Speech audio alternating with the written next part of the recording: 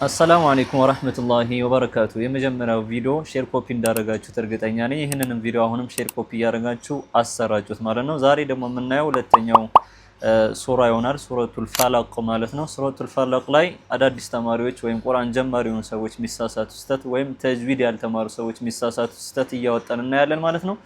ሱረቱል ፈለቅ ላይ ስህተቶችን መጀመሪያ እናያለን፣ ከዛ እናስተካክላለን። ሱረቱል ፈለቅ ቁል አዑዙ ቢረቢል ፈለቅ።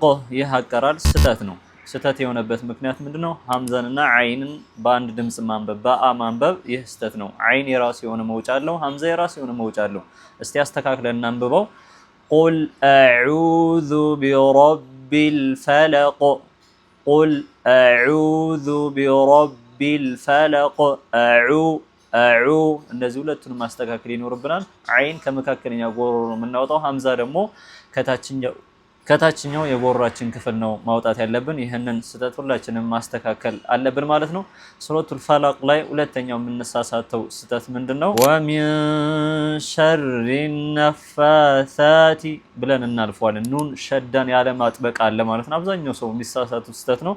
ይህንን እንዴት እናስተካክለው ከተባለ ወሚን ሸሪ ኑን ላይ መቆየት አለብን። ጉና የሚባል አለ። ትንሽ ሸዳ ሆኖ ሲመጣ ኑን ይቆያል ማለት ነው።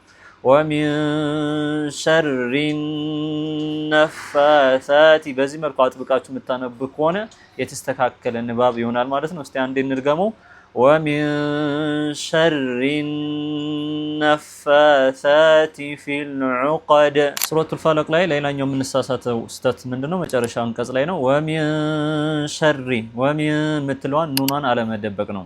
ምን ብለን ነው የምናነበው? ይሄው ማነበው ንባብ ስህተት ነው። ወሚን ሸሪ ሐሲድን ተብሎ ይነበብ። ወሚን ሸሪ ግልጽ አትወጣም፣ ኑኗ ትደበቃለች።